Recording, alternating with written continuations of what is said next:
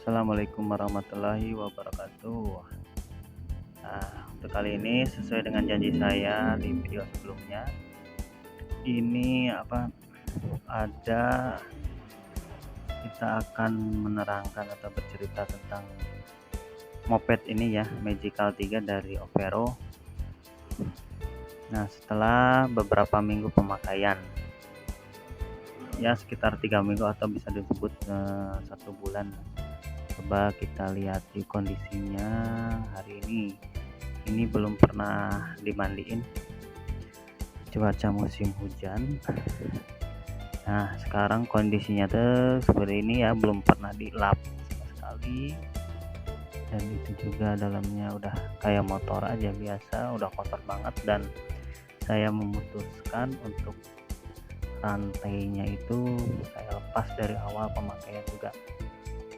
Jadi pas dipakai itu, dari pas beli sudah saya lepas, sudah tidak ada rantainya. Selanjutnya sudah beli ini juga karpetnya. Ini karpetnya dari yang versi 2. Ini ada, belum saya potong kepanjangan. Apalagi ya, waktu pertama aja pas beli itu hari kedua ya, setelah pemakaian 2 hari kalau nggak salah, ini bukan suspensi ya, arm yang ada di sini. Arm itu bunyi ngek-ngek atau kayak reyot gitu, kayak ngek-ngek kayak kasur yang udah reyot itu. Terus minta servis ke dealernya, ke sana, dan ternyata bisa dibenerin. Sebenarnya sih bisa dibenerin dengan cara dilonggarin mur yang ada di sini dalam tuh. Cuma jauh lah, terus keras. Ternyata terlalu keras katanya dari sana, dari pabriknya. Terus dipelumasin, dikasih pelumas, dilonggarin, kencengin lagi dikit, udah hilang. Dan itu sangat membantu sekali dan benar-benar hilang bunyinya. Udah ada ngek-ngek lagi. Dipakai seorang, dipakai boncengan juga nggak ada. Nah, pada hari itu juga pas dipakai pertama kali itu, ini kondisinya itu motor kompresi atau tekanan bannya tinggi, sekitar 35 sampai 40.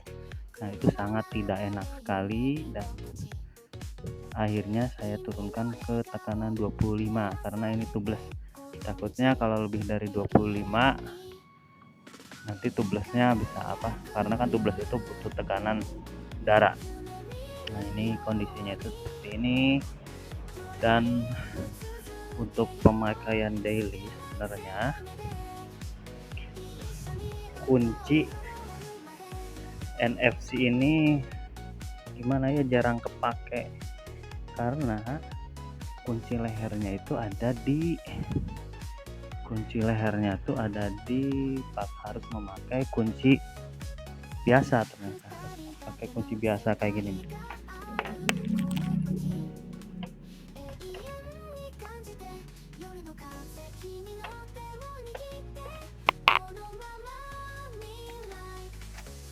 Nah, seperti itu kebiasaan dalam motor itu, seperti itu.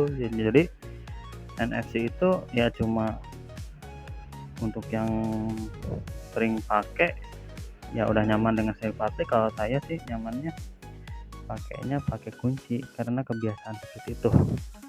Dan juga kebiasaan kalau mau ngunci rem itu, ngunci leher selalu pakai rem kiri. Jadi otomatis ketika kunci leher,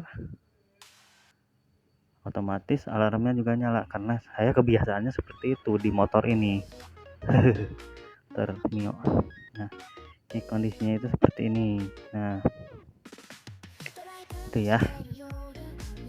Nah, untuk experience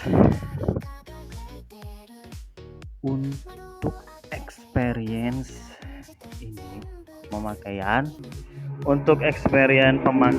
ya, ini ya lumayan enak lah, benar-benar setelah servis setting ya, diingat ya, karena pas pertama kali saya beli tuh sama adek itu, si adek ini kondisinya buka plastik langsung kirim ke rumah. Kalau saran saya sih mendingan ketika pas buka plastik di dealer itu, di dealernya kita langsung setting di sana, setting suspensi, setting kompresi ban, setting wing arm, setting trombol.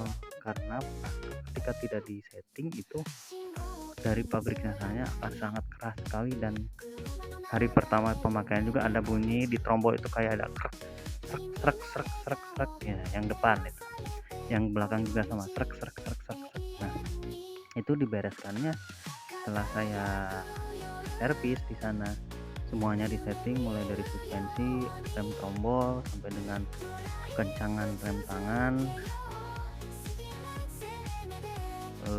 sampai dengan apa tadi wing arm itu diperenak, semuanya jadi enak, empuk, dan agak bunyi-bunyinya ya normal lah. Kalau trombol ada bunyi truk itu ada karena mungkin masih baru, setelah dipakai beberapa hari, 1 minggu 2 minggu baru hilang, benar-benar hilang, dan sangat nyaman sekali ketika jalan di pesawahan. Kita memakai sepeda ini tanpa bunyi, rasa sangat hening sekali. Pokoknya enak banget ya. Dan juga kalau di malam hari itu untuk lampunya itu lumayan kelihatan lah untuk lampunya. Nanti setelah video ini, di ujung nanti mungkinnya ada gimana sih top speednya sampai berapa sih kalau kondisi membonceng ya. Kalau kondisi sendiri ya, kalau sendiri kan bisa lah sampai maksimal. Kalau boncengan seperti apa, ngebonceng anak utamanya ya, bonceng bocil, nantilah di ujung kita coba pengalamannya seperti apa, ukuran seperti apa ya.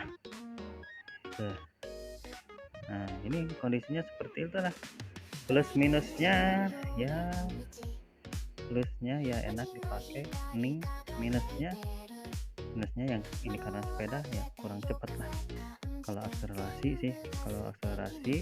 mungkin kalau di motor manual, dibanding motor manual mungkin antara gigi 2 sama gigi 3 tuh akselerasinya tuh seperti itu. Jadi genjotan ada, cuma tidak seresponsif gigi 2 di manual atau gigi 1 di motor 100 cc ya, seperti itu ya. Lumayan lah kalau buat nyalip, bisa sih nyalip di speed 20, nyalip motor yang lagi speed 20 disalip bisa lah di kondisi gigi 1 gitu. Di speed 1, speed 2, speed 3 ini, speed 1, speed 2, speed 3 akselerasi. Kalau ngomongin akselerasi ya, kalau menurut saya ya sama aja, hanya perbedaan dikit aja. Semakin tinggi giginya, akselerasi lumayan ada sedikit banget perubahan, cuman yang terasa. Kalau kata adik saya mah, si adik gitu yang pakai, terasa naik motor tuh di gigi 3 katanya ya, di gigi 3, di speed 3, nah baru kerasa aman katanya. Kalau saya sih biasanya pakai 1 aja, 1 2 gitu. Kayak apa, kayak kalau saya mikirnya sih baterai bukan kenceng-kencengan tuh ya. Terus ada sedikit, bukan problem, itu mungkin semua setting yang di moped ya, biasanya ada cut dinamo ketika kita setelah mengerem. Jadi kalau motor biasa itu ditangkap seperti ini, digas sama di rem itu bisa. Nah kalau ini nggak bisa ya. Ada sepertian detik ketika dilepas rem itu baru bisa gasnya itu harus bisa berjalan, baru gasnya bisa berjalan ya. Ketika rem dilepas ada sepertian detik gasnya berjalan. Nah itu masalahnya mungkin situ, tapi kan itu bisa diakalin dengan kalau tidak salah ada yang mengedit atau mengotak-atik modulnya, tapi saya tidak berani. Mungkin harus settingannya seperti itu ya. Ya, setelah ini next lah ke test drive di perjalanan ya. Yuk ketemu lagi nanti ya setelah ini.